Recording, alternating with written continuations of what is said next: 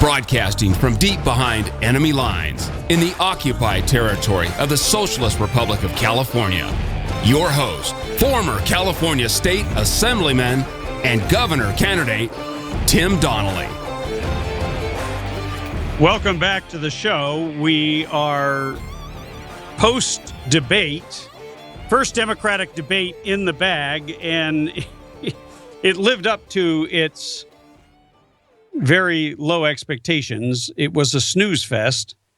But except for the incredible, unprecedented amount of fabrication and flat out lying on behalf of Hillary Clinton, among others, but Hillary in particular, who spent her entire time talking, trying to correct the record and saying she had already corrected it. We will go through many of her lies, misrepresentations, mischaracterizations, whatever euphemism you have for not telling the truth, obfuscation, untruths. We'll come up with lots of words. But in the end, Bernie Sanders came out of the gate swinging. And according to a Drudge Report poll, which is amazing, 320,000 votes, Bernie Sanders wins by 54%, and then Jim Webb emerges out of nowhere with 25%. Now, mind you, this is a Drudge Report poll, so it is going to reflect a lot more Republican votes than it is Democrat, but Hillary was at a pathetic 9%, and followed by Martin O'Malley and Lincoln Chafee. Now, just for a little bit of amusement, Martin O'Malley, if you were listening to him on radio, he sounded exactly like a typical politician. There was nothing unique. There was nothing exciting. There was nothing nothing noteworthy whatsoever. He pandered. He talked in political speak. He talked about his record. He never actually addressed the fact that the city he used to be a mayor of has turned into a war zone. 194 dead just so far this year, while he's calling for gun control and taking guns away from the citizens that could actually use some way for the government to make it easier for them to get a gun so they can protect themselves and their families. Because basically, the government, in the name of Black Lives Matter, has made it impossible for the cops to do their job. That's the simple truth. And, of course, that was not seriously addressed by the 5 white people who claim to be part of the party of diversity. Old white people. That's all there was. And it was a little bit humorous, given the color and the diversity of age, of background, of profession, of race and ethnicity, and even political ideology among the Republicans. There's such a vast and deep field. But for the Democrats, it was just pale, no pastels, no bold colors. Just pale, and it was reflected in the ratings. It was the 9 million fewer viewers than watched the GOP debate at the Reagan Ranch, the Trump shakedown, and it was very interesting. There was a moment in the debate where, and this is where I think Bernie Sanders made a huge mistake. Here this guy is fighting against the establishment. I mean, if you picture the GOP debate and you saw Donald Trump swinging at everybody, that's what Bernie Sanders was doing. He was out there, he was talking from his heart, and he had the bona fides to back it up. When they all decided they wanted to become anti-war, of course, many of them forgot they voted for the war. So, that was a problem for them. But Bernie Sanders voted against it. So he had street cred. He had credibility on this. But there comes a point where Bernie Sanders just pulls everybody together and says, I'm sorry, but I'm sick and tired of hearing Republicans criticize Hillary Clinton. I don't care about her emails. I don't care about Benghazi. It's over and done with, and we just need to stick to the issues of the day. That's a huge mistake in the political world, because when your enemy, or not, let me not say enemy. I'm sure there's some goodwill between Hillary Clinton and Bernie Sanders. Bernie Sanders supported her for Secretary of State, so she made mention of that. But when your opponent is on the ropes, it's time to shut up and let them take their hits. You got to get out of the way. And for Bernie Sanders to step in there and shield her could ultimately cost him big time.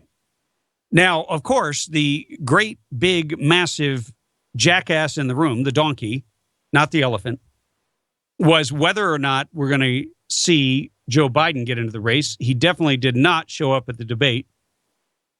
He did not get into the race. We are going to go into Donald Trump's tweets. Donald Trump live tweeted the entire event. And I can't believe some of the headlines today. You've got Joy Behar of, I forget what show she's on, I believe The View, who said, I'm aroused by Bernie Sanders. He makes me hot. You've got other people who said Martin O'Malley. I can't even say what they said about Martin O'Malley, but believe me, they were sending shirtless pictures of him everywhere, all over Twitter. They could have cared less what he said. They don't care what he stands for. They don't know what he stands for, but he's attractive.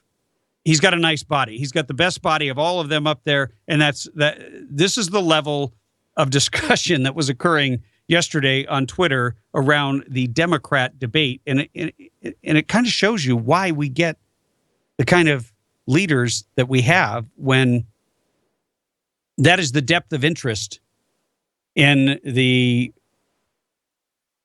political happenings of our time. And we will bring you a clip when we get back from a break, and you can hear for yourself as we take you behind the scenes to simply hear in their own words, at least with regarding Hillary, what she said. Not what she said, but what she actually said. And it's amazing. Even the left stream media was forced to do a fact check on Hillary Clinton, and it will surprise you that they actually went after her a little bit, a little tiny bit. There were kid gloves on at the actual debate. She was not grilled other than flip-flopping on some issues such as gay marriage and other things of that nature. Anyway, we'll take a quick break, and we will come back with a clip, and we'll be taking your phone calls as we come along.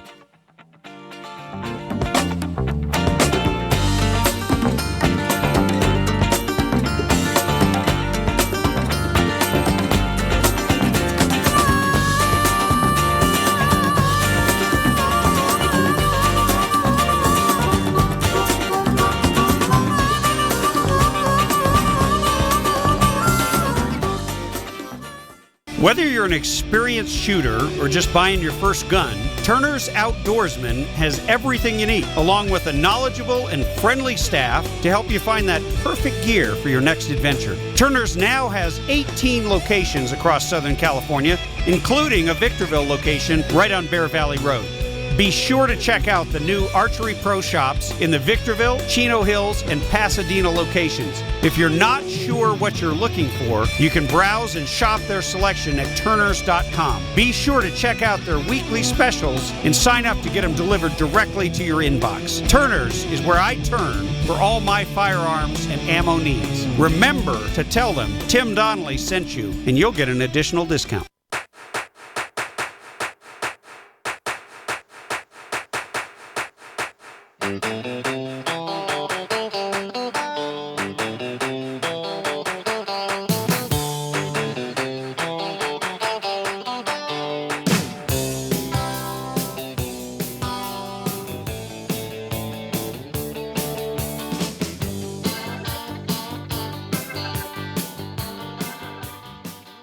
Welcome back to the Radio Free California Network. We're going to play you a clip of the lying liars and their lies. We've got Hillary and Bernie Sanders on this clip. Go ahead and roll it. You were against same-sex marriage. Now you're for it. You defended President Obama's immigration policies. Now you say they're too harsh. You supported his trade deal dozens of times. You even called it the gold standard. Now, suddenly last week, you're against it. Will you say anything to get elected? I did say when I was Secretary of State 3 years ago that I hoped it would be the gold standard. Well, in this case, she's kind of revising history. She wasn't really going around saying that she hoped that this deal would become the gold standard. She was saying that it was. She said this in many venues worldwide. She roundly supported the deal as Secretary of State. So I think in this case, she's trying to wiggle out of the flip-flop and deny that it happened. Millions of Americans are working longer hours for low wages, and yet almost all of the new income and wealth being created is going to the top 1%. Over the last 5 years, of the first 5 years rather, of the recovery, the figure is 58%. So that's kind of an exaggeration. That's far from almost all of the income growth going to the top 1%. Still substantial, but not almost all. I have been as transparent as I know to be, turning over 55,000 pages of my emails, asking that they be made public. She hasn't said whether she told the State Department about her decision, whether to use a private server. She hasn't answered a lot of questions about how that was set up and operated. And I think probably most important, she hasn't said what's been done to prevent hacking. And as we now know, as AP has reported, there have been multiple attempts to hack into her system, and neither she nor her campaign has answered questions about it. So I think it's a stretch to say that she's been fully transparent. If we want free tuition at public colleges and universities, millions of young people are going to have to demand it and give the Republicans an offer they can't refuse. Both he and Clinton said the same thing. They both have plans to make tuition free for public colleges and universities. And they simply didn't say that someone has to pay for that, and it's going to be the taxpayers. These are expensive plans, and running something like $70 billion a year for Sanders and about $35 billion for Clinton. So it's a typical thing among politicians to suggest there's a free lunch, but this is anything but free. Yeah, there is no free lunch. The estimates are upward of 70 billion. That's billion with a B for free college tuition. And when you give people something for free, then they don't value it. If you make them work for it, it's one thing, because I remember when I was going to school, and I paid my way through a good portion of college by working, by actually getting a job, showing up, and getting paid, and then taking that money and using it toward my expenses. Yes, I did get a scholarship, and yes, I did have some grants, but all of those things were orchestrated in a way that I had to produce. I had to take a certain number of credits. I had to maintain a decent grade point average. I had to show basically that I was advancing and moving forward. You give everybody free college tuition. Okay, now you've removed incentives. You've removed the whole point of matching funds or grants or something that goes along and says, "Hey, you're doing a good job. You're making progress, and we want to give you a hand in that progress. We're not going to give you a handout and just drop a pile of cash into your lap and say, "Hey, have a good time." And I'm trying to figure out what the point is, because college is tremendously expensive right now, and it becomes even more expensive wherever you have Marxist progressive Democrats in charge. And I'm surprised nobody pointed this out, but I mean, in a state like California, you want to know why college tuition is so expensive, and yet there's so few resources available for your kids? It ain't rocket science. There's 3 reasons. 1, administration costs have been going up 15% a year for almost forever, which 15% a year is way more than the cost of living.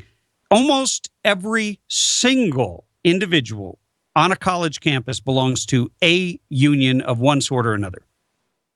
Virtually everyone is in a public sector union of some sort. That keeps costs artificially high because you don't have competition.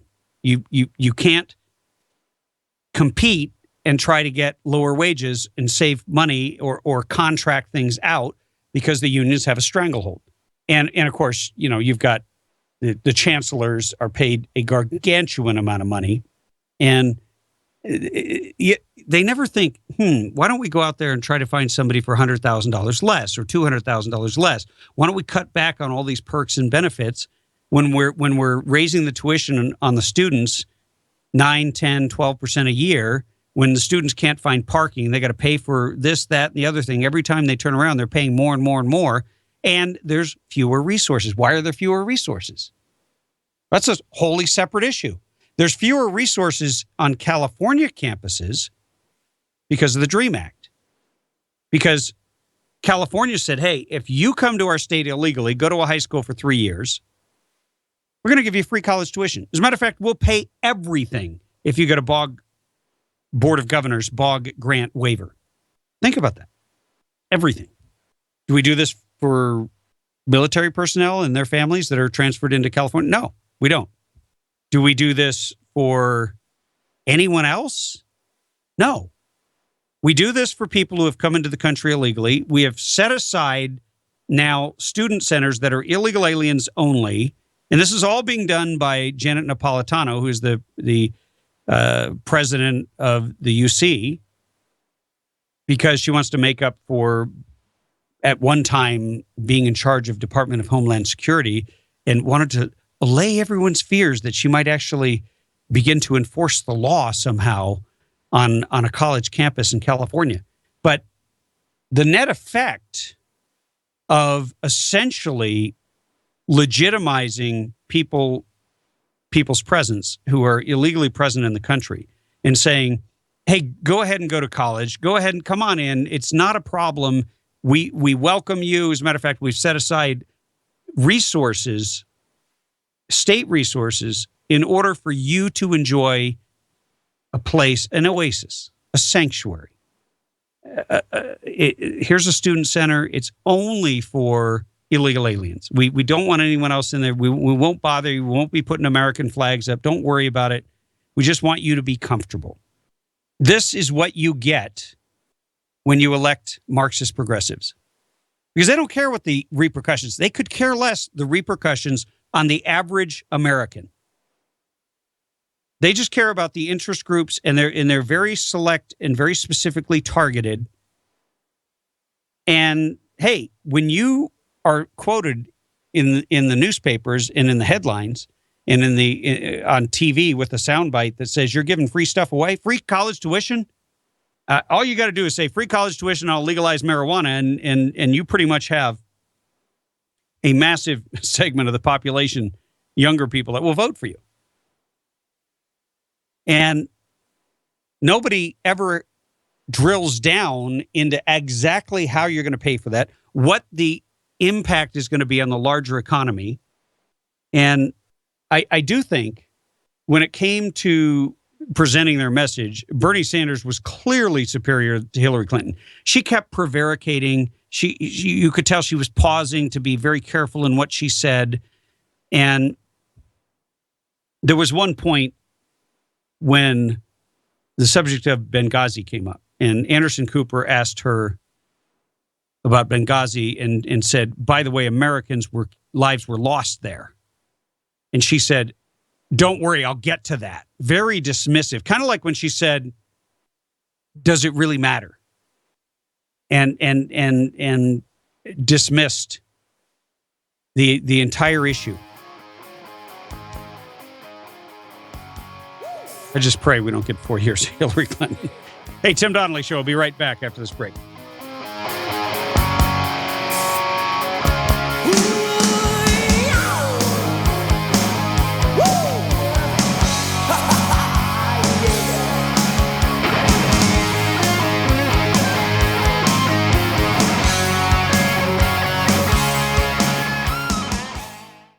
Don't you think it's about time you treat yourself or someone you love to something very special?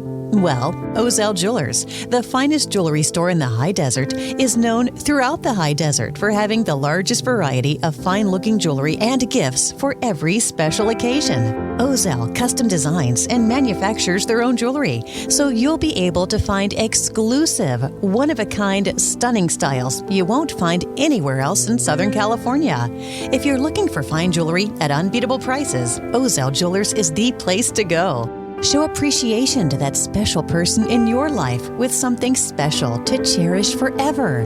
Ozell Jewelers, voted best jewelers in the high desert by the Daily Press regularly for years.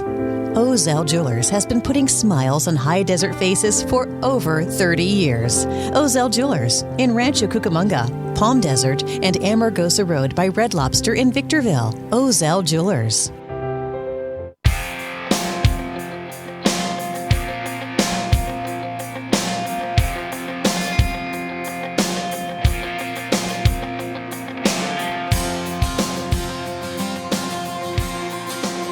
If you are looking for the Radio Free California Network, you found it. I am your host, Tim Donnelly, former California State Assemblyman and radio governor here in California. Donald Trump took it away, and you had the Time magazine declared Donald Trump won the Twitter. He won Twitter during the debate.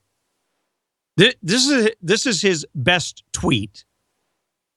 He said, notice that illegal immigrants will be given Obamacare and free college tuition, but nothing has been mentioned about our veterans. And then he put hashtag Dem Debate. Best line of the night by far. And he really nailed these Marxist progressives on their BS. They want to hand out everything. First of all, they want to steal from you. Then they want to give it all away to people who are coming into the country illegally or people who don't work. And Donald Trump, because he was live tweeting the debate, picked up 60,000 new followers, 4 times as many as Hillary Clinton. And by the way, Donald Trump was not in the debate. So that's rather extraordinary. His tweet, the one I just read you, has 11,000 retweets and 17,000 favorites, while Clinton's biggest retweet was a mere 3,000 and 4,800 favorites. It's clear, I think, that people like Donald Trump a lot better than they like Hillary Clinton. Now, I don't know about Trump versus Bernie Sanders. That's going to be a very interesting matchup if it were to get that far. Of course, we know that if that were a real threat, if Bernie Sanders, the proud socialist, and by the way, he made no bones about it. He said, I am a Democrat socialist. He was asked if he were in any way could be described as a capitalist, and he made kind of a funny remark about how he was not a casino capitalist. And of course, they were in a casino at the Wynn Resort there in Las Vegas. And the humor was that he basically called out Hillary without having to use her name, because every time you turn around, we find out that Hillary has been bought by another powerful, megalopolistic, massive special interest, massive interest, monolithic interest. I don't like the word special interest. I got to stop saying that because it doesn't really describe what's going on. And Bernie Sanders has raised his money from individuals. Now, I don't like any of his policies. I don't want somebody in the White House that wants to steal 90% of what I earn. I don't mind paying my fair share, but I don't want to pay everybody else's. And I don't want to motivate. See, when you do that, you motivate 2 things. You motivate people to not work and not put their capital at risk. And you also motivate people to get on the dole, because why not? If they're taking 90% of what you earn anyway, Why not just live off the government? Why would you work? It doesn't make any sense. And nobody has really asked Bernie Sanders that hard question. I think somebody needs to bring that up. But it was quite an interesting debate. Now, Jim Webb emerged out of nowhere, and a couple things about him. And I'd love to get your take if you feel like chiming in on this. You can tell me whatever you want about the Democrat debate. 323-746-TALK. We'll take your calls. But Jim Webb has a much deeper, sort of gravelly voice. He sounds like an old military guy. He sounds like somebody who would definitely be a conservative. He didn't sound like a Democrat, except when he whined. And he did a lot of whining because he didn't know how to insert himself. I think perhaps he's too formal. He's definitely an old school Democrat. And his views on foreign policy were radically different than the other candidates. He actually has some respect for our military. He served in our military, and so did almost every member of his family, I believe the Marine Corps. And it was kind of interesting. It was almost like a ghost from Democrats of the past. I mean, I'm curious if you're out there and you're a Democrat, but you're not a socialist, you're not a Marxist, you're not a communist, but you're a Democrat, an old school Democrat, someone who believes certain things about social issues, certain things about maybe the government helping people out,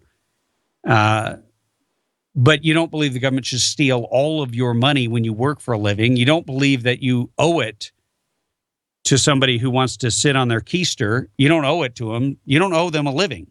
You don't owe the government a living. So that's something that nobody's really talking about. The government has grown so big and so bloated and so monolithic.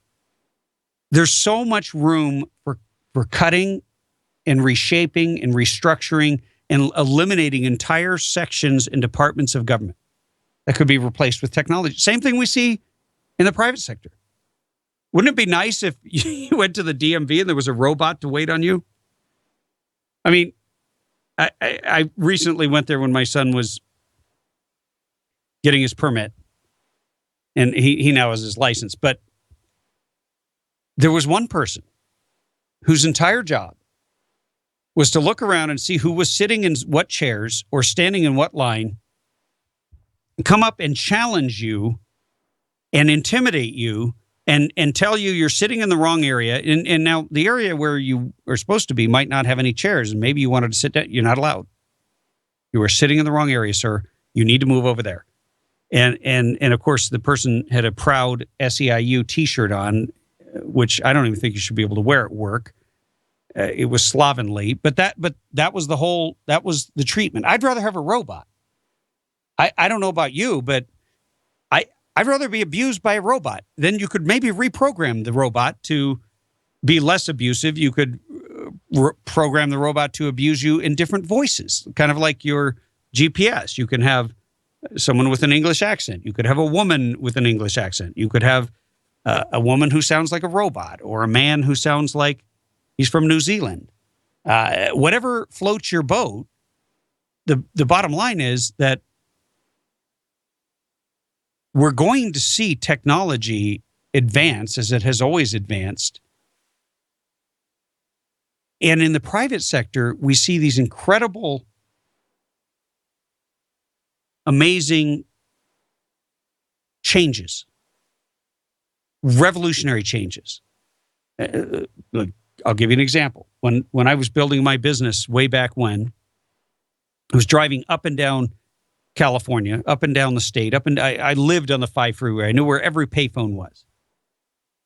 I even drove all the way up to British Columbia to do a job. And by the way, I had no air conditioning, but I did have a radio.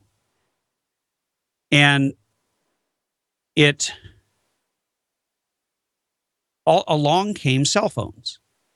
Yes, I know for some of you, you're probably thinking, wow, you were around before cell phones were invented. Yeah, And it was this big box or bag, and it had like a whole sending device, where it transmitted. And then there was the headset. And you carried it around in this leather bag. You plugged it in. And it never worked very well at all. And it was incredibly expensive to buy it and incredibly expensive to use it. And I remember when the Apple laptops came out and things had really begun to advance technologically. I remember sitting in a parking lot of a customer and thinking, wouldn't it be nice if I could just literally email them a quote from the parking lot while it's in my mind with all the information and be done with it? And at the time, the technology just didn't exist. Now you can do that on your iPhone, or you can turn your iPhone into a hotspot and you can do it on your laptop. You don't have to wait till you get home. As a matter of fact, when you get home, you can just go spend time with your family now. You don't have to sit down and do 4 hours worth of paperwork so that you're not behind tomorrow. That's amazing. That's extraordinary when you look at it. Now, wouldn't it be nice if we could take that same revolutionary change over the way that individuals in the private sector do business and radically change the way we do government? But of course, the public sector unions will fight that tooth and nail. They will beg, bribe, and threaten and intimidate every one of your elected officials until whatever good idea was introduced is killed. And that right there is the earmark of the Marxist progressives. And there was, I don't know what else to call it last night, but it was a commie debate. It was literally not comedy, communist. Anyway, we're going to take a quick break, come back with your calls. We also have a couple great guests coming up. Pete Hoekstra, who's written a book called Architects of Disaster, all about the Marxists. You won't want to miss it.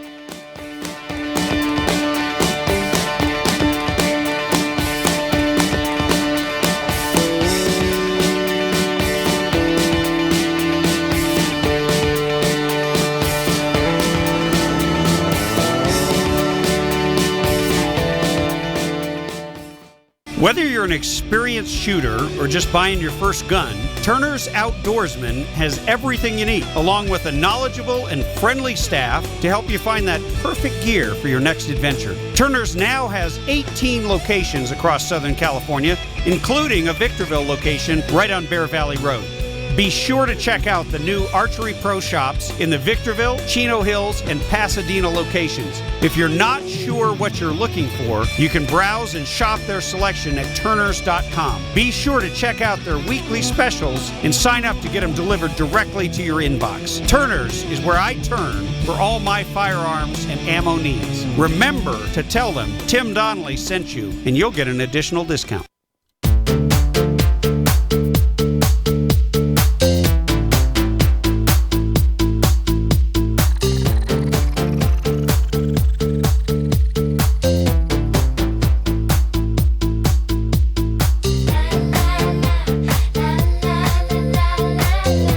Hey, welcome back to the Radio Free California Network.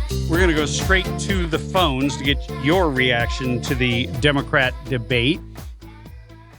Hey, welcome to the show. You are on air. Is this Matt? Give us a second, Matt. I was just bragging about technology. And of course, it goes and does that. Let's try that again. Matt, are you there? Hi, Matt. Welcome to the show. Matt? Well, that's weird. I don't know why that's doing that. Well, we'll just have to work around it and see if...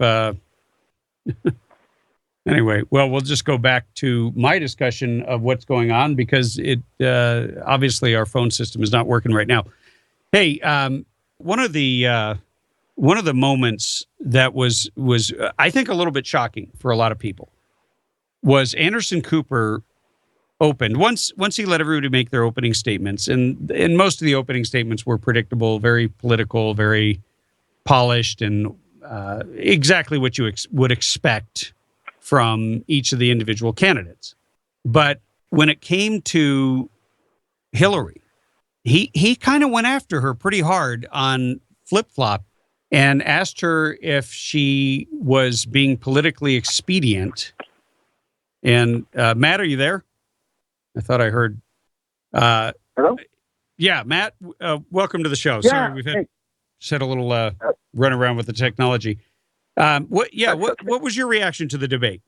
Well, I was back and forth between it, and every time Hillary was speaking or anybody else, really, I was yelling my brains out. But anyway, Hopefully you didn't throw anything at the TV. No, I didn't. I have a very expensive TV. Well, it was expensive 14 years ago, but it's not anymore. Yeah, Anyhow, I know how that goes. Yeah, so there's your technology right there. Anyhow, now the gentleman you said whined a bit. I did catch that whine too, as a matter of fact. Yeah, he kept saying, "Hey, I haven't been in the debate for 10 minutes," and it's like, dude, you're running for president. Step up. Yeah, right. Anyway, I'm a registered American independent and always have been, and I've never voted for a Democrat. But that gentleman, I would vote for because he was positive on guns. He was positive on the economy. He was positive on every comment that I heard him make, which was probably, I don't know, 3 or 4. And the other candidates were basically, to me, we're going to create jobs. We're going to do this. Federal government's going to do something. And I'm sitting there thinking to myself, you guys have had 8 years or close to 8 years to do that, and you haven't done it. So yeah, did you catch? What are you talking about? Did you catch that? It was Martin O'Malley who waxed eloquent about how bad things are and about how there hasn't been any job creation in over a decade, and unemployment's at such a level, and so many people are living in poverty. And I just wanted to yell through the TV, dude, who do you think has been in charge? It's Barack Hussein Obama. And of course, almost instantaneously as I'm yelling that right at the radio, they start blaming Bush and the Bush tax cut. And we were talking about drinking games. I know there were lots of drinking games that went on. If you took a shot every time they blamed Bush for something, you would have had alcohol poisoning by the end of the night. I missed all of the down with Bush comments. I didn't hear a single one, not a single one. So but like I say, I was going back and forth and watching my team lose, and I was yelling at them too. So I was yelling at everybody last night, except my wife. That was probably smart. Which is never paid. That never pays. So, yeah. Well, interesting anyway, point. I just saw Jim Dunn. Jim Dunn. Is that his name? Yeah, Jim Webb. Dunn, I think. No, Jim Webb. Jim Webb is the guy that you said you might be willing to vote for. Webb, right. Yeah. Yeah. I mean, I thought he made some excellent comments, and I really do. I believe you made the comment earlier that you thought he was the most conservative one on the panel. No, he's an old school Democrat. That back when Democrats and Republicans were not so far apart. And I thought it was good to have somebody like that in there because, I mean, holy moly, you've got a full-blown socialist, and then you've got a fake socialist in Hillary. But Matt, I think they're all socialists, but I also think they're all crooks. So whatever. Well, you're probably right. Thanks for the call. We will pick up one more call just before we go to break here. Hey, welcome to the show. Nope. Gonna have to take you. Just hold on. And stay tuned. We got a great guest coming up at the top of the hour.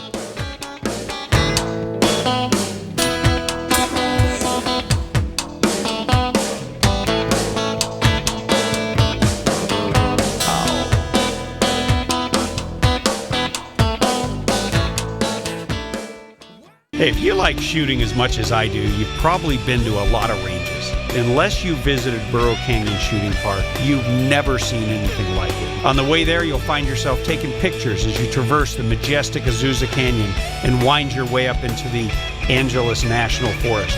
With over 600 acres, including 19 private ranges, there's something for everyone. There's rifle and pistol ranges for beginners, right up to advanced shooters. And there's plenty of spaces to shoot sporting clay. You can make a family day of it, or you can bring a group for team building exercises. Bring a picnic lunch. On the weekends, they provide lunch. And don't worry, they always have ammo in case you forget yours or run out. One thing I can guarantee is that once you visited my friends at Burro Canyon Shooting Park, you'll be hooked and you'll keep coming back. BurroCanyon.com is their website, or call them at 626-910-1344, 626-910-1344.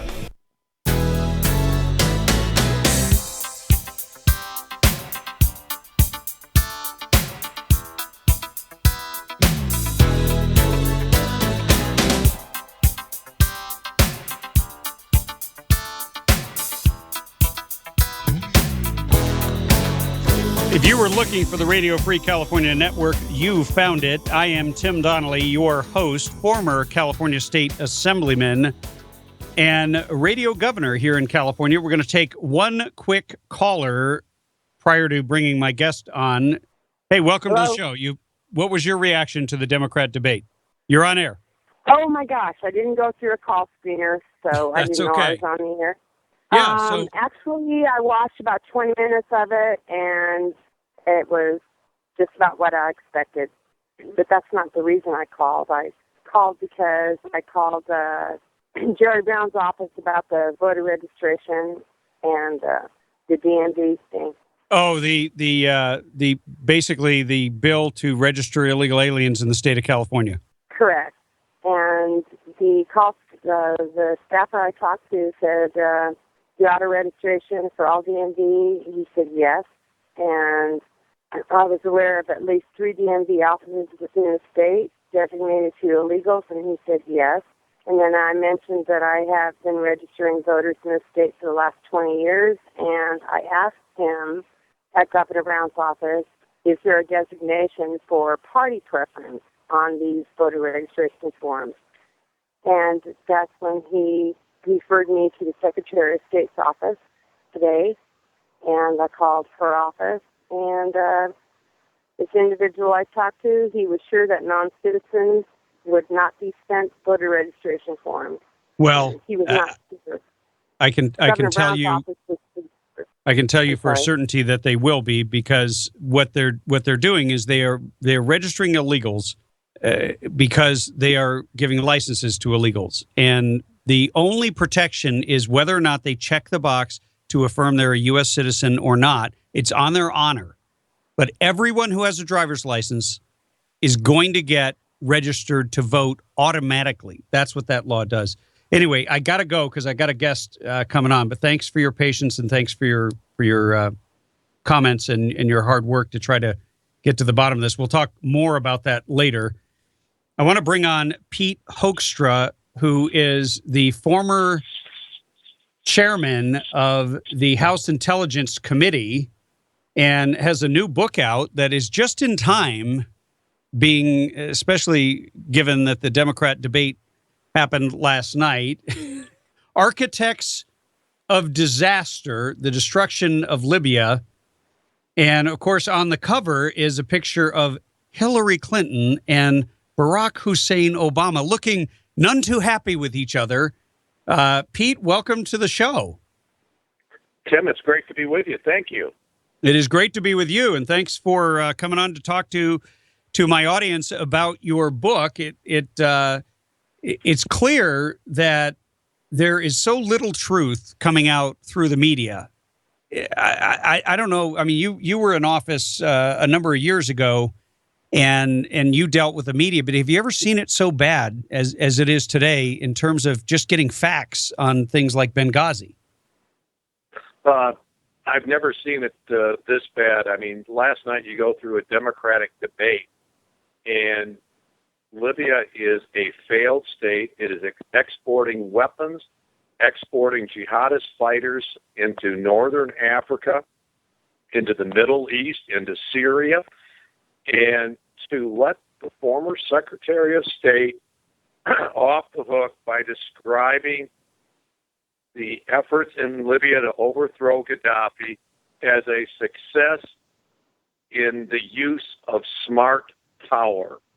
It's like I'm sending Hillary my book so that she can actually read the book and find out what happened in Libya, and then she can go hopefully to the media and see what's happening right now. But this was a catastrophic failure of foreign policy, and she got off with saying it's a success. It is unbelievable. Well, she gets away with everything. There's been zero accountability with this woman, and I was shocked at how flippant she was about Benghazi, where she just literally said to what's his name, Anderson Cooper, who said, "Hey, by the way, American lives were lost." She was like, "Hey, I'll get to that in a minute. I'm a little busy here, trying to make my political points." Same as the attitude she had before the committee, where does it really make any difference? I mean, right. It's got to drive you crazy. I can only imagine George Bush or Dick Cheney. I would love to have had Dick Cheney had a secret server at his home or in some closet of a bathroom in Denver, Colorado, and just say, "Oh, that's not a big deal." Oh, and yeah, it had classified information on it, but don't worry about it. But what the book does, and the interesting thing is I've been getting a number of calls from people, in the foreign service and in the intelligence community who are saying, thank you for pointing out that this president and this former Secretary of State, they flipped America for decades under Republican and Democrat administration. We refused to deal with radical jihadists. We wouldn't deal with Hamas. We wouldn't deal with the Muslim Brotherhood. But it's clearly demonstrated in Egypt and with disastrous results in Libya. This administration sided with radical jihadists. They sided with individuals who have blood on their hands, American blood on their hands from Afghanistan and from Iraq. We allied with them to throw over a bad person, Gaddafi, but a bad person who for 8 years did everything that America asked him to do to keep America safe and to fight radical jihadists. And this administration chose radical jihadist elements to work with to accomplish their goal. So they effectively flip sides. Wow. Because one of the points that you make in your book is that here, how Democrats always are treated by the international press as being the most intelligent when it comes to foreign policy. I remember when they said that about Jimmy Carter, and I couldn't believe it, given that he was crashing our servicemen and women in the desert because he wouldn't fund the military, and bungled an operation that should have been gone off flawlessly to get back our hostages. But here you have Barack Obama and Hillary Clinton, who are considered by the leftists in the media to be some of the smartest and most articulate in terms of foreign policy that have ever walked the planet Earth. And yet, everywhere you go, you can clearly see that a huge vacuum has been created, and Americans are dying on their watch. And now all the work that was done in the war is being undone. So all those lives that were expended in defense of trying to create some sort of order and democracy in the Middle East has been undone. And you're saying that that ousting Muammar Gaddafi created instability. Oh, absolutely. There's no doubt about that. Like I said, I met with Gaddafi 3 times between 2003 and 2009. And I watched the transformation from someone who had been ostracized by the world community, now all of a sudden turning over his weapons program, paying reparations to the families of the victims of Pan Am 103, and partnering with the United States and Europe in fighting radical jihadists. There was It was an island of stability in northern Africa. Today, it is an ungoverned zone. Like I said, it is exporting fighters. It is exporting weapons throughout the region. But what you're seeing is a pattern of just bad judgment by this administration. Let me give you 3 quick examples. Libya, number 1, where we engaged with the Muslim Brotherhood and we engaged with radical jihadists. Number 2 is Iran, where we cut a deal with the Iranian government. And, in the last couple of days, it appears that the Iranian parliament didn't approve the deal. They approved an amended deal which said, we're not suspending sanctions. We're expecting the United States to cancel sanctions so that there will not be a snapback option if we violate the agreement. And they're also calling for Israel to dismantle its nuclear program. And the third place where we've misjudged is Cuba. All right? Who just, according to Fox News, who has just sent, it appears to be 1,500 troops to fight alongside the Russians in Syria, our new best friends, Cuba. What this administration believes is that if we treat the jihadists, if we treat the Iranian government, if we treat the Cuban regime, if we just treat them with kid gloves and we open up, they will change their behavior. And what we've seen in each instance is that they don't change their behavior. They are emboldened, and they see weakness, and they become a greater threat to the United States. And as we're seeing right now, they also become a greater threat to our allies in the Middle East, Israel. Hey, we are talking to Pete Hoekstra, who is the former chairman of House Intelligence Committee. He's got a new book, Architects of Disaster, The Destruction of Libya. It is available at Amazon.com. Pete, we're going to hold you over for a quick break here, and I want to get into the Iran deal when we get back.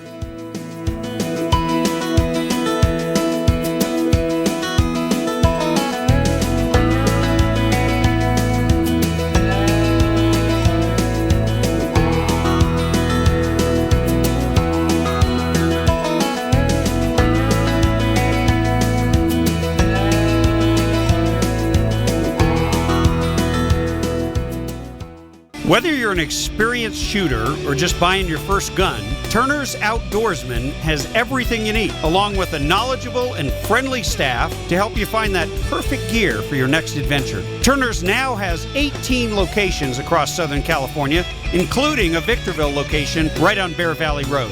Be sure to check out the new Archery Pro shops in the Victorville, Chino Hills, and Pasadena locations. If you're not sure what you're looking for, you can browse and shop their selection at Turners.com. Be sure to check out their weekly specials and sign up to get them delivered directly to your inbox. Turners is where I turn for all my firearms and ammo needs. Remember to tell them Tim Donnelly sent you, and you'll get an additional discount.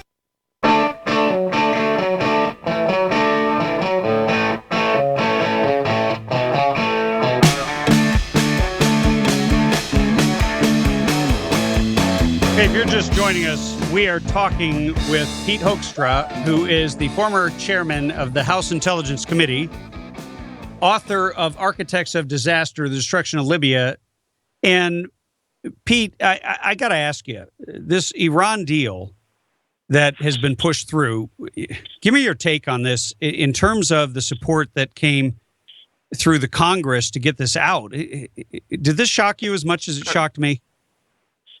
Well, it shocked me that the Republicans fell for a proposal where it would take a minority of Congress could block disapproving the deal. I mean, it was such a convoluted mess that you could, if you got 41 senators, in effect, you could pass this agreement. You would give the president the green light. Typically for a treaty, it requires 60 votes, a supermajority, to approve a treaty like this. But the president effectively negotiated with the House and the Senate Republicans to give him the opportunity that said, if I can round up 41 people in the Senate to support a bad deal, I can do it. Think about it. 41 senators, and then we got a couple of extras, but 41 senators could have stopped this deal. Excuse me, it could stop the disapproval of the deal. It's so convoluted, it's hard to get the language right. Wow. So you put the minority in charge. You put the minority in charge in what will be one of the most critical votes on national security in decades. I fully believe that this puts Iran on the pathway to getting a nuclear weapon. They've been going in that way for an extended period of time. And again, this administration said if we reach out and we work with the Iranians, they'll change their behavior. They haven't changed their behavior. This week they tested a new intercontinental ballistic missile system.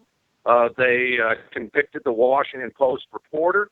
We got nothing out of this deal except a feel-good handshake that said we got an agreement without anybody critically looking at what this agreement got us. Remember, to get to an agreement with Libya, we required Gaddafi to not agree to some Rube Goldberg scheme of verification. He put the stuff in crates, and our Secretary of Energy, Spence Abraham, picked them up, and they're shipped to the United States. He had to pay reparations to the victims of his previous terrorist activities. And then he had to help us round up terrorists. What did we get from Iran? None of those, and they're now fighting on the side of Bashar Assad along with the Russians.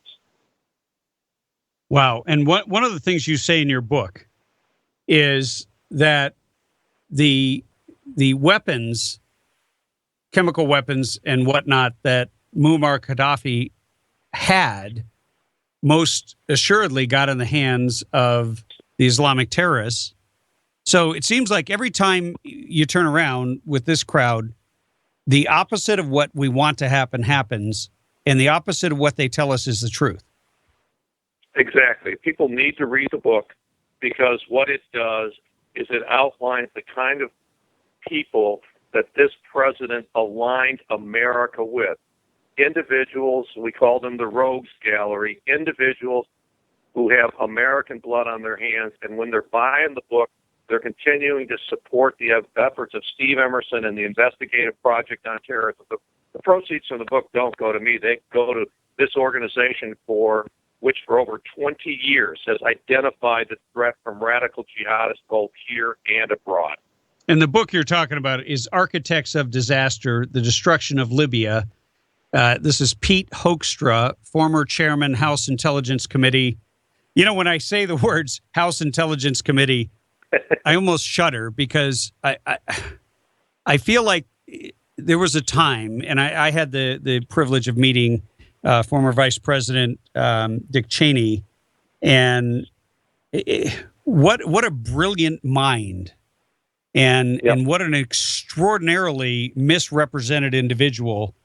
When I listened to him for an hour, I could have listened to him for 2 more hours, and most people I wouldn't say that about. And you served in an era when I felt like our government was on the side of America, and now I feel like it's been hijacked by people like Hillary Clinton, Barack Obama, in particular Barack Obama, who, as you state, and you state this in your book, which, by the way, is available on Amazon. It's Architects of Disaster, The Destruction of Libya. But am I wrong that we have gone so far to the other side that we are literally have our leadership working against the interests of our country and our national security? I don't think you're overstating it. Like I said, this administration have decided that they are going to side with radical jihadists because they believe that if they work with them, they can manage them and they can trust them. And Libya proved them 100% wrong. Radical jihadists want to destroy us. They hate America for what we stand for, and they have one objective, which is to defeat us and to annihilate us. And the sooner America wakes up to that, the sooner we will be able to really confront the threat that we face. No, this president and Hillary Clinton, they flipped America to side with radical jihadists. It is not an overstatement. I've got people from the intelligence community, the military calling me and saying, thank you for calling it the way it is, because we've had to be quiet as this commander-in-chief has changed the people that we work with, and we're not improving the situation at all. And they've been told to be quiet. Pete Hoekstra, let me ask you one last question, because we only have about 30 seconds left. What do you think would happen if Hillary Clinton became president of the United States? Well, I think it's clear. She's going to continue the same type of strategy. And that's one of the reasons we've written the book as well. We're trying to expose this strategy that, dealing with radical jihadists is an ill-fated strategy. Take a look at what's happening in Europe. Hillary will continue. She's the architect. She sees Libya as one of the proudest moments of her tenure as Secretary of State. The rest of us look at it as a total failure. But as we saw last night, she believes it's one of the crowning achievements of her career at state, when she could say, we came, we saw, he died, Gaddafi did die, and now we're seeing a failed state. Pete Hoekstra, thank you for joining us. The book, Architects of Disaster, The Destruction of Libya. Good luck with it. And hey, great. Godspeed. Thank you. We'll keep you posted. You got it. Hey, we will be right back with your calls when we return.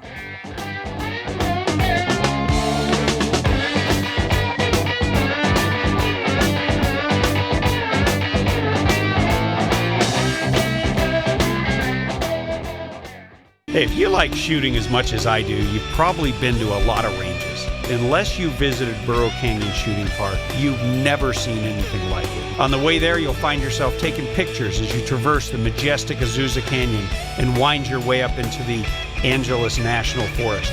With over 600 acres, including 19 private ranges, there's something for everyone. There's rifle and pistol ranges for beginners, right up to advanced shooters. And there's plenty of spaces to shoot sporting clay. You can make a family day of it, or you can bring a group for team building exercises. Bring a picnic lunch. On the weekends, they provide lunch. And don't worry, they always have ammo in case you forget yours or run out. One thing I can guarantee is that once you visited my friends at Burro Canyon Shooting Park, you'll be hooked and you'll keep coming back.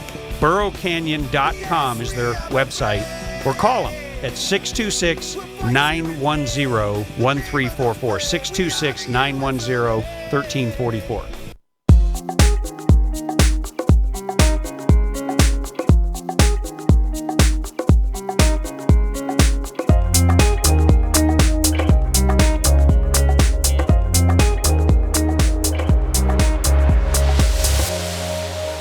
Welcome back to the Radio Free California Network. You found us, and yes, we've been talking about a whole bunch of things, including, we just finished talking to Pete Hoekstra, who was the former chairman of the House Intelligence Committee and has written a book on the disaster in Libya, something that Hillary Clinton is so proud of and made no bones about it last night. And you got to wonder, what happened to an America in which you could tune into the news media and get some sort of or semblance of unbiased reporting, some type of at least pretense of delivering facts back to the individuals who are spinning out of control? It took Bernie Sanders last night to knock Hillary halfway across the room when the topic of Russia came up. And Hillary was talking about how proud she was, about how she had worked so well with the Russian president, Medvedev, and everything was great. Here's her comment. Well, first of all, we got a lot of business done with the Russians when Medvedev, was president and not Putin. There's no doubt that Putin came back in and that he was going to be president. That did change the relationship. Really, Hillary? Putin was always the leader of Russia, even when Medvedev was simply his puppet. Hillary knew that Putin ran the country when Medvedev was president. Medvedev, for example, was president when Russia invaded Georgia back in 2008. Hillary handed the Russians a reset button anyway. She also advocated for taking on Bashar Assad, the same man that she once called a reformer. So whatever Putin wants from Hillary, Putin gets. That doesn't bode well when you need to have a countervailing or counteracting force in the world. Got to tell you, it was nice. It was really nice to have someone like Bernie Sanders up there who just had no filter. He didn't care what he said. He didn't prevaricate. He didn't apologize. He pushed back, and he pushed back hard. And he was actually very knowledgeable, being a senator for many, many years. And by the way, he's not a Democrat. He's an independent, and I believe he's truly independent, even though he's way out there. I'm not going to call him on the left because he's a socialist. I guess that is far left. Okay, let me correct myself. But and he does believe that government should be the answer to almost every question. And I kind of wish Jim Webb had gone after him a little bit more. I think that would have been a much more productive attack for Webb. He should have stopped his whining with Anderson and gone after that. But anyway, hey, if you have a comment or a question or your impression of the debate, 323-746-TALK will take you live on air. Meanwhile, back in California, I just want to, I started to answer a question from Jerry, who called in about her response from the Secretary of State. And the Secretary of State, by the way, is Alex Padilla. He is a Democrat. And the previous Secretary of State had a very simple policy when it came to illegals. Or let me rephrase it. When it came to anyone who did not affirm that they are a U.S. citizen. So when you register to vote, the very first checkbox is, I affirm that I am a U.S. citizen and I'm eligible to vote. I am a citizen of the United States, check here. Now, if you don't check that box, you'd think they would maybe contact you and say, look, we can't let you vote until you check this box, right? I mean, doesn't that make sense? In a perfect world, wouldn't you like them to send back the voter registration, or have one of their employees call the person, or send them an email, or send them a little postcard in the mail and say, hey, by the way, you did not check here. Could you please affirm on this card and return it in the mail that you are a U.S. citizen? And you have to sign it. That's in a perfect world. But in California, it's business as usual. You skip the box. You're essentially lying by default that you're authorized to vote by returning the form. See, because you had to do it in the past. But what did the Secretary of State do? The previous Secretary of State simply put you on the voter rolls. That was how she dealt with it. You became a voter. You got on the voter roll, even though you never signed and never affirmed that you're a U.S. citizen and that you're eligible to vote. I know that's got to be shocking to a lot of you. But now even more shocking is this new bill, AB 1461, that Jerry Brown signed into law that automatically registers every single individual who has a driver's license. This is their answer. This is their way of increasing voter participation. Well, you and I both know this has nothing to do with voter participation. This has to do with stealing elections. This has to do with sanctioning voter fraud. This is state-sanctioned voter fraud. And we know, having studied the issue, and when I was in the Assembly, AB 60 came up. But before AB 60, there was another bill to give driver's licenses to illegals. I don't even remember the number anymore. There were so many bad bills. But it was former state senator and then Assemblyman Gil Cedillo, who, by the way, was my seatmate. It was a punishment for both of us. And so here he's sitting next to his greatest nemesis. And here I am sitting next to the man who is the architect of everything that I believe is wrong in California. He's the one who brought us the DREAM Act to give illegals free college tuition. He started out with it being just private funds and then expanded it to public funds and then expanded it to everyone except our veterans, by the way. I ran a bill that would have eliminated the DREAM Act for illegals and made it the DREAM Act for our veterans. I just thought that was the only right thing to do, because it doesn't make any sense to give out free stuff and pay honor and homage to people who have come into your country illegally, their first act breaking the law. Because if you do that, you're going to get a lot more people coming into your country illegally. It's a no-brainer. Like a kindergartner could figure that out, but not the government of California. And so now you have Jerry Brown, who is essentially sanctioning voter fraud. And I don't care what they say, because we've done research on this. The illegals who got their AB60 driver's licenses, while they say something on the front that says not good for federal purposes or federal limits apply or something along those lines, guess what? You can still board a plane. This has been confirmed by TSA. You can board an airplane and fly, even though you have a driver's license that essentially confirms that you are an illegal alien. Number two, you can vote, because we're going to automatically register you to vote. We have no way of identifying and separating out those who have obtained illegal alien driver's licenses, those for whom these federal limits are supposed to apply, but they don't. It's that simple. And this is the stuff that Democrats have been busy working on, while Republicans are busy apologizing and trying to court the so-called Latino vote.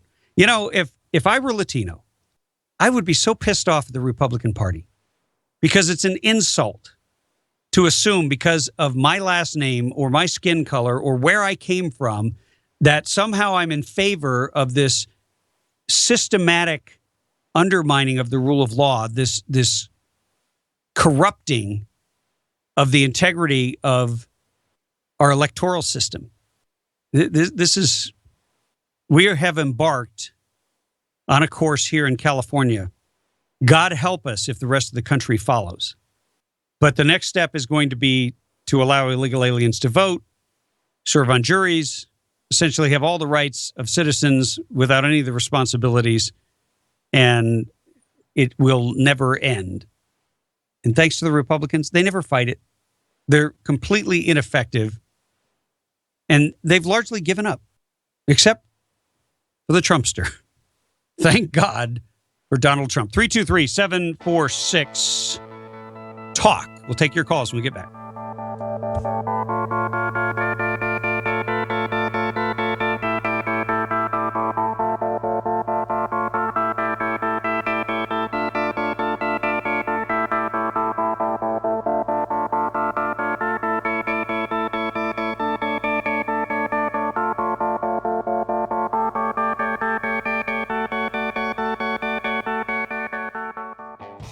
Whether you're an experienced shooter or just buying your first gun, Turner's Outdoorsman has everything you need, along with a knowledgeable and friendly staff to help you find that perfect gear for your next adventure. Turner's now has 18 locations across Southern California, including a Victorville location right on Bear Valley Road.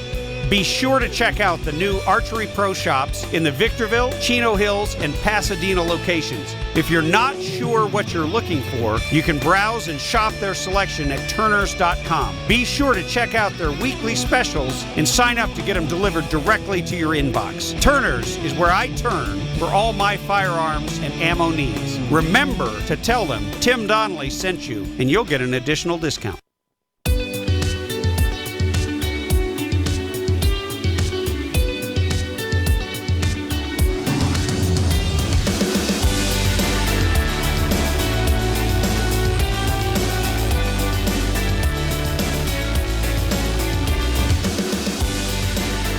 Three 323-746-TALK is our number. If you have an opinion, you want to talk about Jerry Brown and his illegal alien voting scheme, or if you'd like to talk about the Marxist, progressive, communist debate that occurred last night. And if you're just tuning in, the Drudge Report, which is seen by millions every day, there's millions and millions of Americans that get their news on the Drudge Report. Basically, it's a website where they link all kinds of headlines. So you can look in each section. Here's the breaking political news. Here's the financial news. Here's just crazy stuff. But it's all headlines. And by the way, the Congress is actually looking into copyright law and may literally take Drudge Report off the air. I guess it bothers them to have the news that easily available. I don't get it, but this is the way that the powers that be and the powerful monolithic moneyed interests, they carry a big stick. And I guess I thought Congress would have more important things to do, but they're going after Matt Drudge. But he got about 320,000 people to vote in a poll. And you might be surprised at who won. And by the way, we'll be glad to take your calls and see who you think won. We'll go to the phones right now and take a call from John in North Carolina. John, welcome to the show. Hey, good evening. Here they go again with that underlying group of government dependents to win elections illegally. Oh, yeah. Yeah, there's no bones about it. They have to have them to win. Well, that's because there's an awakening that is occurring among a large number of people that are just entering the workforce, that have finished college or they've gone out of high school into work, and they're paying all this money, and they're trying to figure out why they have to pay so much money and why they have to work so hard and why everything costs so much and why nothing gets done. Why are the roads falling apart in California, but we're giving free college tuition to illegals? Why are we building a high-speed rail to nowhere that nobody will ever ride, stealing people's land to do it, but we won't actually build the dams to collect the water? I mean, we're literally going to have a banner year in terms of precipitation, at least if any of the predictions hold true. And yeah, with the El Nino or whatever. Yeah, exactly. But they're going to continue to let out water for fish because that's their policy, and the fish have more rights than the farmers. And we don't have enough infrastructure already built to capture every bit of water that we can. Right. Yeah. You're glad you live in North Carolina, aren't you? Yeah, I am, because I'm thinking the next thing they're going to do is they'll be giving gun rights and CCA rights. They want to take it from everybody else, but they'll say, hey, come on in, free college, free this, that, and the other thing, food stamps and whatever. Next thing they'll say, hey, just bring your gun to you. We'll give you a CCW permit too. Well, and that is illegals true unlicensed to kill. Illegals can get guns right now in California. Oh, yeah. They can get guns in any state in this union. They buy them the way criminals do.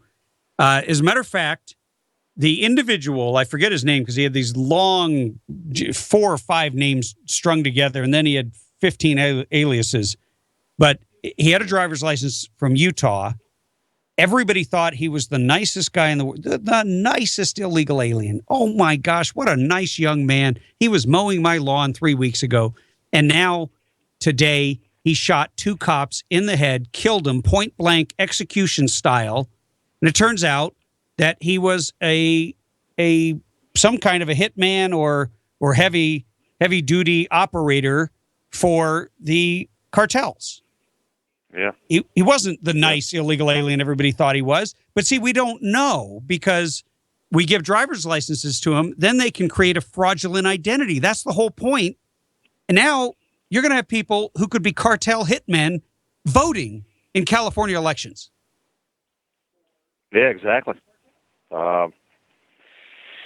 Yeah, I'm glad I live in North Kakalaki because I don't know. I thought California is going to come back. We'll never know what's going to happen, but it's going to pan out here in the very near future. But yeah, it's sad. But they'll portray a certain image and then bam, turn around and destroy you in a heartbeat.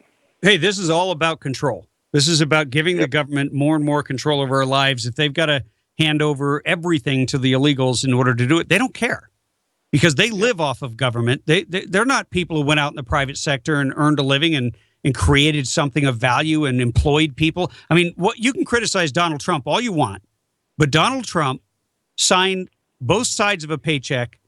He employed hundreds of thousands of people throughout his career, and he's one of the only guys up on that stage that really, truly understands capital. Yeah, for sure. Just because look at his net worth, for sure. Yeah, and believe me, when you see the stark contrast, I don't know if you heard Pete Hoekstra, who came on earlier, the former House Intelligence Committee. Yep. I thought he was fantastic, and he just nailed it with Hillary and Barack Obama. Now you contrast what they've done, which is side with the jihadists, side against America, remove somebody who was sort of the linchpin to keep the jihadists under control. I'd rather have a Donald Trump. Well, and as far as that whole panel goes, they all lied, with the exception of Jim Webb. Jim Webb. We got to let you go, but thanks for calling, John.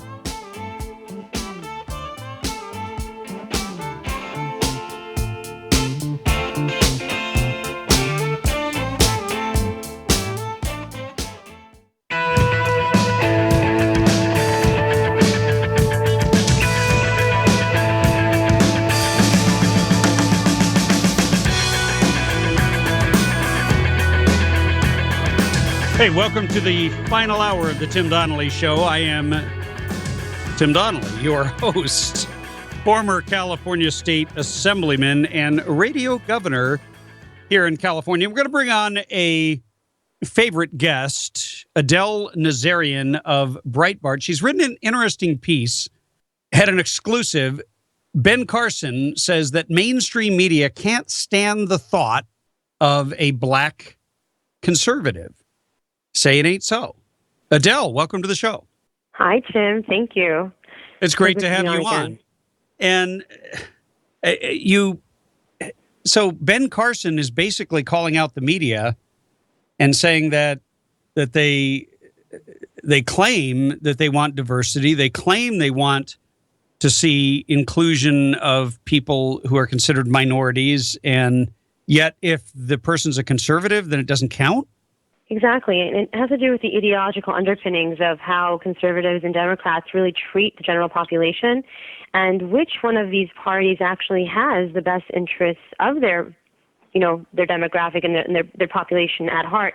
The reason is inherent in what I like to look at, the kind of welfare state model, where all these handouts and all the government programs that go towards welfare, for example, are in a sense created to keep the poor down and to keep them from rising up from their, unfortunate state in society. So, conservatives come along and they really seek to remove the people from that crutch where they're relying on that welfare and the handouts from the government. And of course, the Democrats don't like that because that's their bread and butter to get the voter base to come out to the polls and support them because, they're basically, I feed you, I give you a fish for a day, you come to the polls and give me a vote for a day. So that's where it lies. And the fact that Ben Carson is black, is African American on top of it, which the majority of Democrats, have presented as being the ethnicity that tends to benefit most, let's say, from the government handout, so to speak. That's even more, it flies even more in the face of the narrative that the Democrats have been pushing. Oh yeah, so, because Ben Carson is like a black, what's the right word? There's a name, but he's a guy who's pulled himself up by his bootstraps, and gone out there and done it. He's the everyman. He just happens to be black. He was raised by a mother who, when he tells the story, you get chills. His mother couldn't read, and yet she refused to accept anything but the highest possible grades from her kids, her boys. She pushed them and pushed them and pushed them to learn and get ahead in life and make no excuses whatsoever. And I think that's really offensive to the leftist narrative of quiet assent to government dependence. It is. And you see Bernie Sanders, for example, in last night's debate, and even Hillary Clinton, who both pushed this narrative along, touting their own party lines. Of course, Bernie Sanders more extremely than Hillary in that regard. But it's just a matter of time. People are becoming very disenchanted with the way that they are being treated in society by the government. And I think they're waking up a bit. I'm not sure if it's enough quite yet, but I feel like Donald Trump has been the person to kind of also shake things up a bit among the social classes. And Ben Carson's done a fantastic job at, also hitting the issues on the economy. For example, with his repatriation idea for not charging tax on any offshore, $2 trillion of offshore American funds that would come back into America and basically would go towards, a percentage of it would go towards social programs. So, but you don't see Democrats or the left really doing those things. Yeah. So he's been amazing with that. He's Ben Carson, I think, is a breath of fresh air in a lot of ways. I don't agree with him on everything, but I'm amazed, first of all, at how much headway he's made, given that he sort of came out the gate and stumbled a little bit, got into the whole gay issue and said some things that, were really unnecessary to say. I think the bottom line is he hits it out of the park when he talks about healthcare. He hits it out of the park when he tells his personal story. And then when he talks about actually creating a level playing field between the top 1%, the billionaires, and the small business owner, I think that makes a lot of sense. I agree as well. I think that's the beauty and also the challenge in politics, right? You have not one person in any party has everything all in one, right? So it's a matter of, for example, I wouldn't be surprised if you had, for example, Donald Trump as the presumptive, let's say, Republican nominee with a Ben Carson as his VP or something like that, or maybe a Marco Rubio type. They kind of play off, they kind of fill and balance off where the other person, let's say, lacks a bit. Yeah, I'd rather have Ben Carson than Marco Rubio. As much as I like Marco Rubio on foreign policy, I like the way he talks. I don't like his view on amnesty. And even though he says he's reformed and he's not for it anymore, I that just makes me nervous. Haven't really heard Ben Carson talk about the illegal immigration issue very much. Do you have any idea where he stands on that? He made a comment about 2 months ago, I think it was, where he brought up the issue of drones, bringing up drones to kind of surveil the wall area. And, of course, the mainstream media ran with that and made it seem like he was saying, oh, shoot all the illegals with guns, which absolutely was not what he was saying. The same exact thing they did with Donald Trump when they completely misrepresented his words when he was saying he is for immigration that is legal and he's against illegal immigration. So I'm pretty sure Ben Carson has the same exact philosophy with regard to legal immigration being permissible, and he's not a proponent for illegal immigration. Yeah, it's funny with the Democrat debate last night. So you had to laugh a little bit that they bent over backwards to make sure that there was no dramatic confrontation. Nobody was embarrassed. And if anybody needed to clarify what they actually meant, it all got clarified either by themselves or by the commentators. They weren't doing the gotcha moments like they were in the GOP. I agree, and they'll never do that. It's very, very telling. If I may say, unfortunately, Hillary Clinton appeared to do the best last night. And she came out very strongly among the candidates that were presenting themselves. Although Webb presented some, it's very interesting to note that Webb kind of came out and was talking about the future of America, whereas Hillary kept sticking to her typical talking points of blaming the Bush administration for their invasion of Iraq and whatnot. So nothing new from her, although I have a feeling unless someone else steps in, she might just be the person the Republican Party is going to have to face off come, election day. Yeah, you're right. I got the impression that she had practiced quite a bit, and there were some moments where she was hardcore pandering, and then she would prevaricate. and you heard the and then there was a little bit of a pause, and you knew she was trying to be very careful. But in the end, she obviously beat back most of the contenders. The Drudge Report, though, disagrees. They think that Bernie Sanders was the clear victor at 54% of the. Yeah, they did a poll, 320,000 votes. They've got Bernie Sanders at 54, Webb at a surprising 25, and Hillary way back at 9. Interesting. Well, as they say on social media, feel the burn. Yeah, exactly. Of Bernie Sanders, Hillary Clinton, right? Absolutely. Hey, I want to talk to you about one of your other stories. By the way, Adele Nazarian is a columnist at Breitbart.com, always writes interesting and engaging stories, by the way. And I want to get into something completely different and non-political. So we're going to take a quick break, and we will be right back with some news about Alcatraz.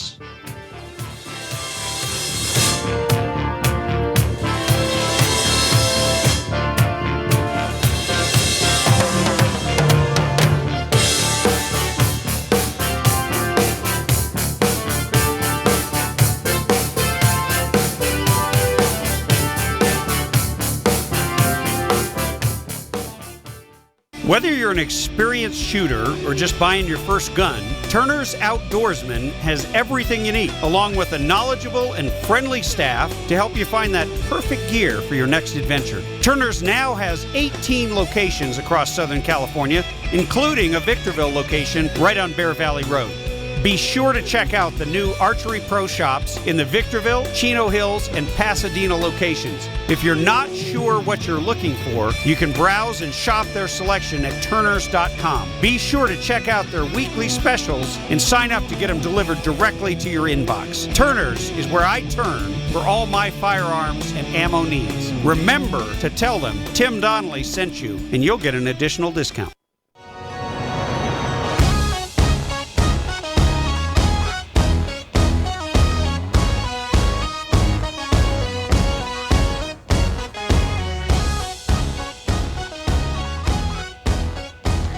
Hey, we are talking with Adele Nazarian, Breitbart.com columnist. And Adele, you wrote a story today that talks about something that happened at Alcatraz a long time ago, probably before you were born.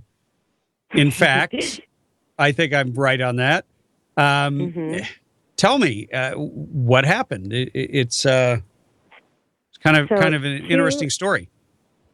Yeah, it's pretty cool. So two infamous bank robbers, John and Clarence Anglin, brothers, they had escaped the maximum security prison located on the San Francisco Bay, Alcatraz prison, in 1962. And, federal investigators, the FBI, despite having hundreds of tips that would possibly lead to their whereabouts, ultimately concluded that they must have died and sunk to the bottom of the bay in their attempted escape. So fast forward several years later, and in the present day, you have a photo that was taken in Rio de Janeiro, Brazil, in 1975 that purports to show the Anglin brothers alive and well.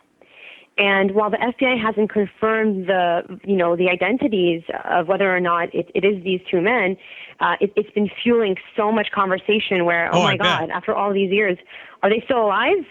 Well, and they're the same ones who escaped along with fellow inmate Frank Morris, who was featured in Escape from Alcatraz, starring Clint Eastwood. He was the Clint Eastwood character. And so they would be 84 and 85 years old. Yep. So I'm kind of wondering, did they decide to come out with it now because maybe they are alive, they aren't alive, or do they think they're not going to face prosecution because of their age? It's very interesting to consider that they had the relatives, their nephews actually, of the two escapees, had the picture since 1975. And decided to turn it in only recently. So a lot of different factors could be playing into that decision. Yeah, that. I mean, in this day and age, with everything that we have, in terms of social media and the ability to transmit information now within a tenth of a second around the world, I'm surprised it took this long. Yeah, I know. It's kind of, well, there was also something mentioned in the article where Boozy, I think is the man's name, may have helped them escape from the prison. And this is the same guy who took the picture, purportedly. So I agree. Can you imagine if this had happened today, for example, would they have gotten so far? You know, you have the example of the 2 inmates that escaped, I think it was a New York prison recently, right? But one of them was killed, the other one was captured. So yeah, you're right. I think that the advancements in technology has definitely prevented these sorts of situations from happening in greater, in greater instances. Now, there's no. Mm-hmm. Oh, go ahead. No, I was going to say that you have the Mexican drug lord who kind of paid off the Mexican jail to help him escape. I forgot his name. El Chapo. El Chapo. Exactly. Yeah. Well, let me ask you this: What about the Frank Morris? I mean, was he presumed dead, or did they find his body, or could he be out there floating around somewhere? I mean, living. That's an excellent question. That's a great question. Because I don't think they found any of them. They just presumed that they sunk. Because believe me, it's a very rough bay. The San Francisco Bay is one of the roughest waterways in the world. I've sailed it. I used to live on a boat up there, and one day I had my boat. I worked on a dinner cruise ship right at the South Harbor, which is literally right up against the bridge, and on the San Francisco side. And so I was sailing away because I'd sailed to work. Didn't work out as well as I hoped, but I wound up getting my boat back, and I'm sailing back toward Alameda, but I want to go across the open mouth of the Golden Gate Bridge and the whole San Francisco Bay. Didn't factor in the wind and the tides, and I lost the halyard, which is a rope that holds the mainsail up. I had to climb the mast up about 15, 17 feet. And when I got up there, I had tied the halyard, this rope, around my arm, and my weight was pulling down on it, and I couldn't get free. And I didn't know what to do, and I was drifting right into Alcatraz. And it was like I had to get that sail up and get out of there before I crashed. Oh my goodness, that must have been a cool experience, though. Being on a cruise and to work on a cruise, it's awesome. Well, it was that was fun, but this was my own sailboat. It was about a 28-foot fiberglass sailboat with a wooden mast, and I went aloft, had nobody else in the boat with me. That's the crazy part. So. Oh wow, you got lucky. You got very lucky. I did. Luck of the Irish. Someone loves you in heaven. I was young and foolish, and was able to live to sail another day. But I'm fascinated by this story because you assume that if you haven't seen them in 30 years that they would be dead, and yet they've been out there enjoying the fruits of their escape in tropical Brazil, small places. Yeah, and you wonder if they got away with their loot or if that was all taken from them when they were arrested. You just don't know. That's another interesting question too. It's like where do they hide the loot? That's going to take a little bit more investigative digging. Although I wouldn't be surprised to find that if, in fact, the photo is confirmed to be valid, and then, the nephew might come out and say, yeah, that they actually have been alive and well. Maybe one of them is gone. But we'll see as the story unfolds. I'm sure we'll be hearing a lot more about it in the coming days, which kind of reminds me, actually, of the whole Biggie and Tupac Shakur thing, how these conspiracies had been flying that Tupac is still alive and living on a tropical island somewhere. I don't know. People will give more credence to conspiracy theories than the truth every day of the week. I am astounded by the willingness of people to accept things that are so far-fetched. But, It's I think it's because people want to believe. I think there's something romantic about these guys. You know, here they That's what I think too. You know, they make this daring escape. You're rooting for them the whole way. You're not rooting for the guards to find them. You're rooting for them to get away. And of course, it's a classic Hollywood film. Yeah, well, you're also wishing that you would get away with the stuff you're trying to get away with. It's just human nature reflected in art, and but certainly a very interesting story. Totally non-political. We just took a break from all things political, but Adele Nazarian, thank you for coming on and sharing your insights with us as well as your stories. Adele Nazarian writes at Breitbart.com, and you don't want to miss her. Do you have a Twitter handle? I do. It's at Adele Naz, ADELLENAZ. Thank you. At Adele Naz, you heard it here. Go follow her on Twitter. Google her. Read her stories. Support her. She is an up-and-coming journalistic star who always gets the story and is always nice enough to come and share it here on the Tim Donnelly Show. Love being on. I'll speak with you soon, Tim. All right. Take care.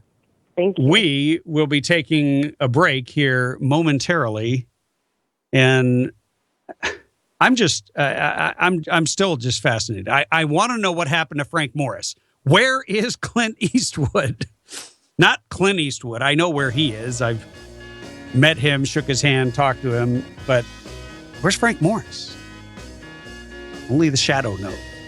Hey, we will be right back with your calls. 323-746-TALK when we return.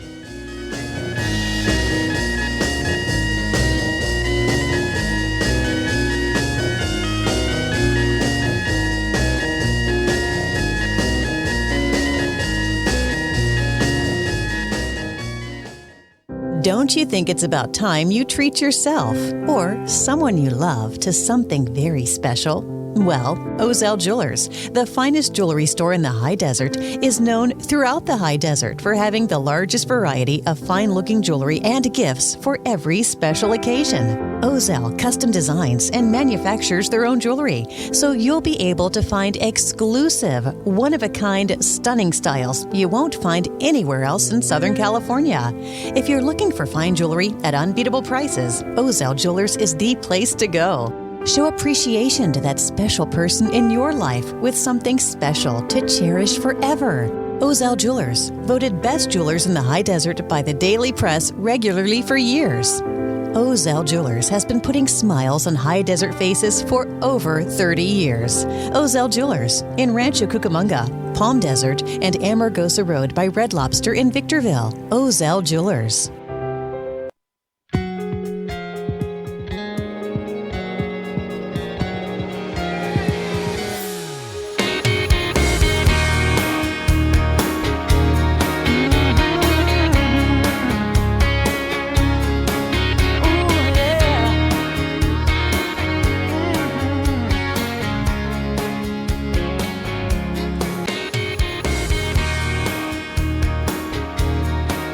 Hey, you are listening to the Tim Donnelly Show, which is broadcast 3 to 6 p.m. every weekday at the Radio Free California Network, which streams live, by the way, at timdonnellyshow.com. You can connect with us on Facebook, Twitter, email, and, of course, the ancient Alexander Graham Bell invention, the telephonic device that you are currently texting on. Yes, I know. It's like the great-great-great-great-great-grandfather of your cell phone. I'm still astounded at how much we can do with our phones. You could literally run virtually your entire business off a cell phone. And yet that same technological benefit, that technology, what's the right word? Efficiency, but the boon, the bumper crop of efficiency has never quite kicked in government, because, of course, there are always armies of regulators and armies of civil servants and armies of public sector union members who refuse to allow any sort of efficiencies into the process because it would cost jobs. And then there would be fewer people employed by the government, and you wouldn't have to pay as much in taxes. And God forbid the taxes ever go down. Can you imagine? You know, one of the topics, and by the way, if you want to get in on with any comments on the Democrat debate or everything we've been talking about today, feel free. 323-746-TALK. That's our number. And for those of you who are driving, it's 323-746-8255. But I didn't hear a lot of talk about tax policy, and for good reason, because if you're going to be a good Marxist progressive, your policy is going to be centered around redistribution of wealth. But I would have loved to have heard Hillary, who is trying to straddle the fence and keep all the Wall Street billionaires and billionaires' friends that Bernie Sanders was just roundly demonizing. She wants to keep them donating to her campaign. So she couldn't afford to go too hardcore against them. And I think it's I think it's going to be interesting to see how, she came out, she repaired her image a good deal, but most people understood, at least I would say most people who are at least politically savvy, which is largely the people who are going to vote in your primary election. They saw the unbelievable stark contrast between the kid gloves with which Hillary was handled and the iron fist that Donald Trump and the GOP received. And it was, it's not going to go unnoticed. And now you've got rumors out there and stories that hundreds of Facebook comments by Bernie Sanders supporters were deleted from CNN's website during the debate. You know how people, they watch it. We covered it on the live stream. We were putting out tweets and Facebook posts, and then people can comment and they can weigh in. That's the whole point. You connect, and it can get very agitated and excited, and people tend to they're gonna be outspoken in favor of their candidate, as they should be. Freedom of speech and all that. Yeah, the First Amendment. And evidently CNN is taking sides. And anything that was anti-Hillary was removed because CNN has become rabidly pro-Hillary in the aftermath of last night's debate. And it's interesting to watch, even though, according to almost everything I read today, Bernie Sanders did much better than Hillary Clinton. But you know, in the political world, they always want someone who is not quite the extreme. So those who are in media, those who are already in political office, they want to go with someone who is considered to be sort of moderate, even-toned, even-keeled. And Bernie Sanders clearly came off as the staunch populist, and Hillary was, I don't want to say she almost sounded reasonable, because I don't want to give her any credit, but she did almost sound reasonable.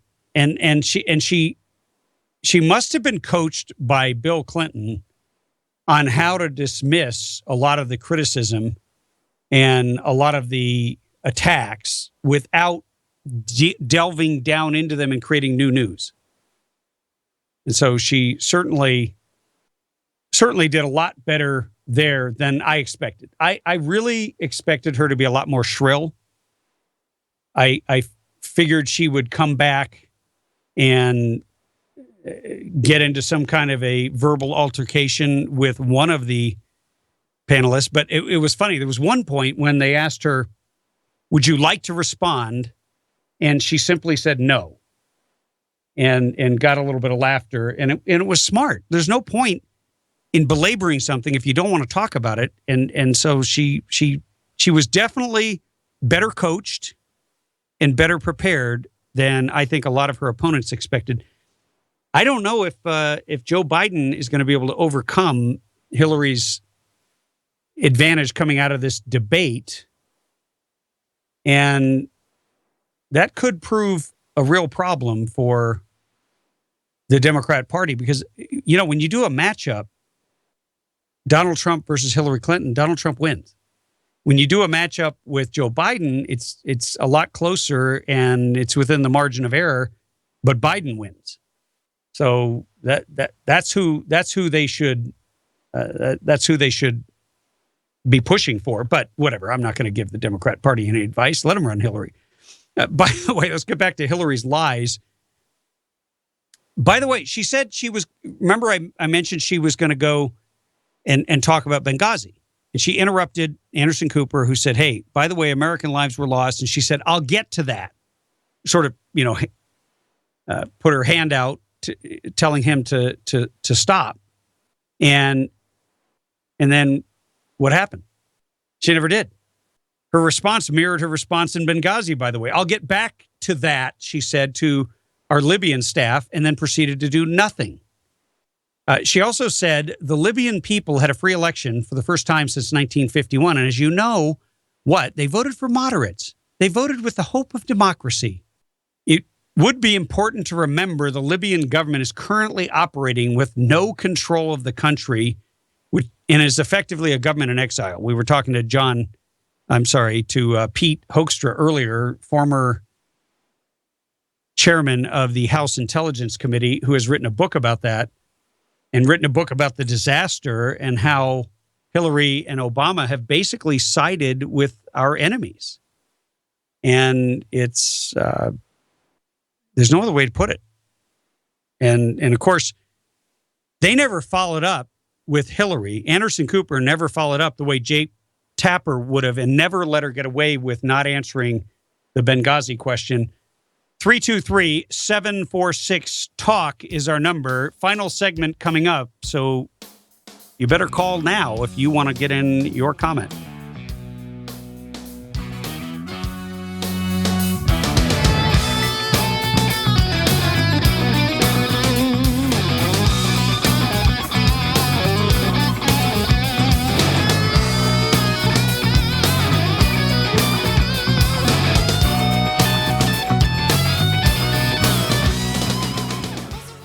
Whether you're an experienced shooter or just buying your first gun, Turner's Outdoorsman has everything you need, along with a knowledgeable and friendly staff to help you find that perfect gear for your next adventure. Turner's now has 18 locations across Southern California, including a Victorville location right on Bear Valley Road.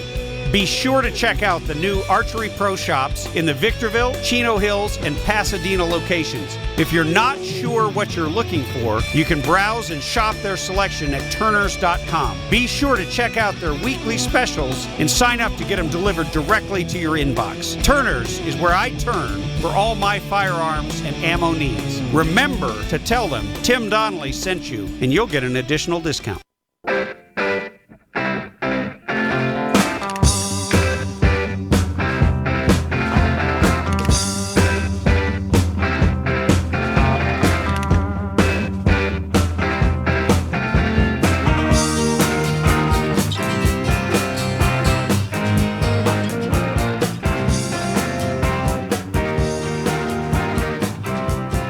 Changing topics just for a moment, there is a strange story out of the UK, and I don't quite know what to make of this. Scientists claim that they can change your beliefs with magnets.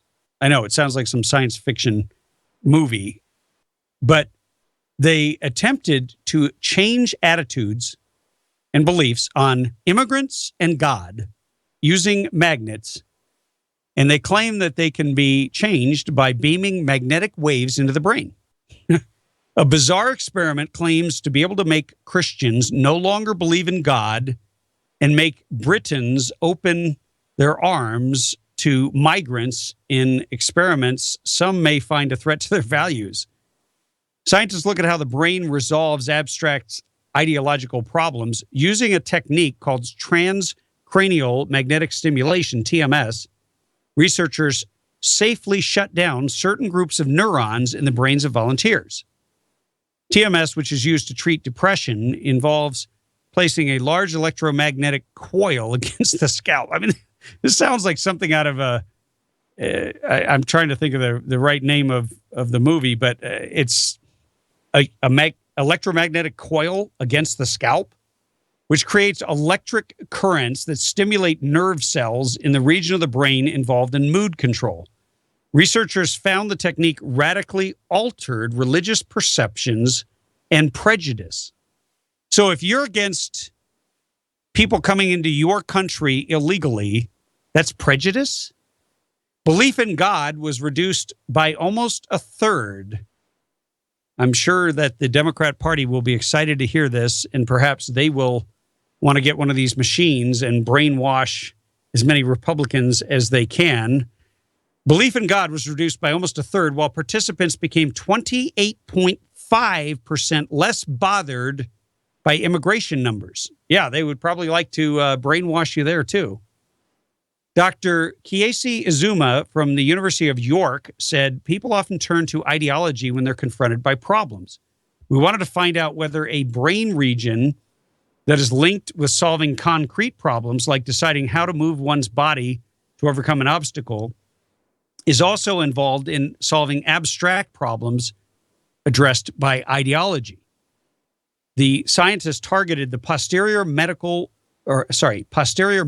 frontal cortex, a brain region a few inches up from the forehead that is associated with detecting and responding to problems. Then volunteers were asked to rate their belief in God, heaven, the devil, and hell after undergoing pre-screening to determine that they held religious convictions. We decided to remind people of death because previous research has shown people turn to religion for comfort in the face of death. As expected, we found that people experimentally turned down the posterior medial frontal cortex. They were less inclined to reach for comforting religious ideas, having been reminded of death. I don't know. It's an interesting idea, but I think if your belief in God can be undone by a couple of magnets, then you probably really didn't have a strong belief in the first place. That's just my opinion, but obviously it made an impression on the scientists, and I found it fascinating that I'm wondering why they would even think of doing that. Who came up with the money to do that study, and why did they come up with the money? I've discovered that you always find the truth when you follow the money, and I think in this case it would be no different. It's just kind of strange. There's another odd scientific story. It just seemed to be the day for them. This is on Smithsonian.com, and it's about a psychic robot that can read your mind. Researchers have invented an algorithm that understands the movement you meant to make, even if you're interrupted. How do you like that? How would you like to have your brain read by a computer or by a robot? I think we're really getting into the 1984 George Orwell moment in time. It came a little late. It didn't quite come in 1984 like he predicted, but it's really scary. Researchers at the University of Illinois at Chicago have created a psychic robot. The robot is based on an algorithm that can understand the intention behind a movement. I can't even understand my wife's intention behind a movement or a thought. You intended to turn the steering wheel. You intended to take a step. You intended to push the red button even when that movement is interrupted. Well, this may sound like the next step in cyborg world domination, but it's actually been developed primarily to help brain-injured patients move better. That's crazy. I mean, and once again, I'm going to go back to my premise from a little while ago. How is it that there's such incredible technology available in the private sector. Technology that transforms lives, that literally can change your thinking or read your mind. And yet we still have the DMV, and we still have DMV employees, and we still have to deal with people who systematically abuse us while we continue to pay their paychecks. And then they form public sector unions and fight against our interests, including, or not certainly not limited to, what the IRS did in trying to shut down the Tea Parties, in trying to shut down any movement that threatens their jobs and threatens their livelihood and threatens their cushy existence at our expense. I don't know. I think the next way that we reduce and reform government, we got to use technology. And we've got to come up with some ways to replace the outdated mode of doing things in the government that takes forever and costs a fortune. And then that benefit, that windfall profit ought to be shared among the taxpayers who pay for all of this, not spread among the so-called workers who've been displaced. Hey, part of being alive in a free society is you may lose your job, you may struggle to find a way to make a living, and that sucks at times, but it's just part of life. Government can't fix everything, nor should it. This has been the Tim Donnelly Show. God bless you and Godspeed. Tim Donnelly Show out.